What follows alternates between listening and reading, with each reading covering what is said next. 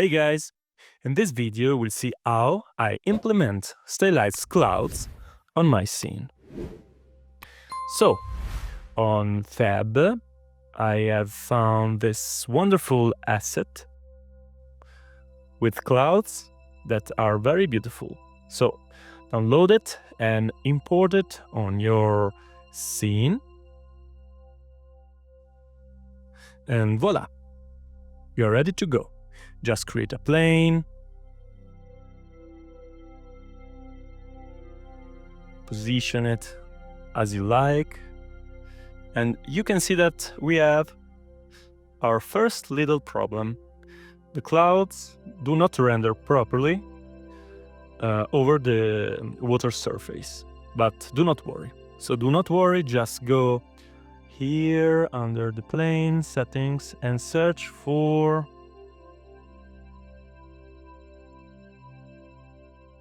translucency sort priority and set it to 1. As you can see now, the rendering is working. Alright, under the material instance, I just add a multiply with a scalar parameter just before the main base color node. That's just to increase a little bit the brightness, like that, of the cloud. You can play with various parameters, like deep fade or the distortion speed. Here you can paint the clouds as you like. I just increase this value to make the clouds more white.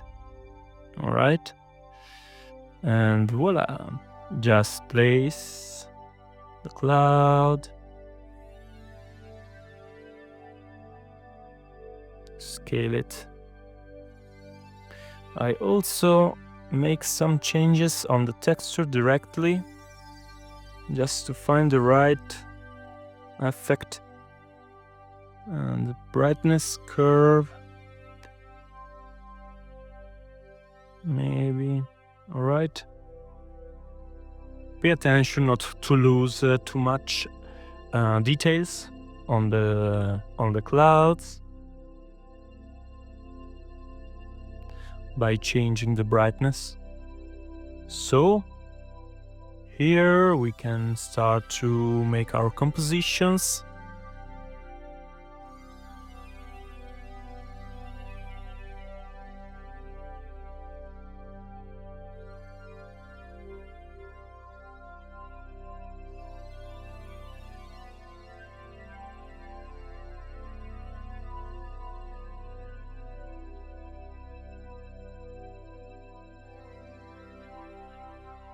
So, like that.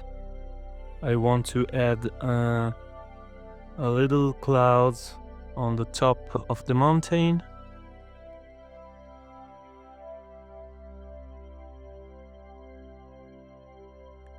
Scale it a bit. Alright. I just added another node on the emissive color. It's a simple color node with a multiply with a scalar parameter. That's just to increase the emissive color. That is ideal to make the clouds more bright without losing too much details on the drawing of the cloud. So here you can see that we have a little cut on the top of the cloud. So on Photoshop, just erase and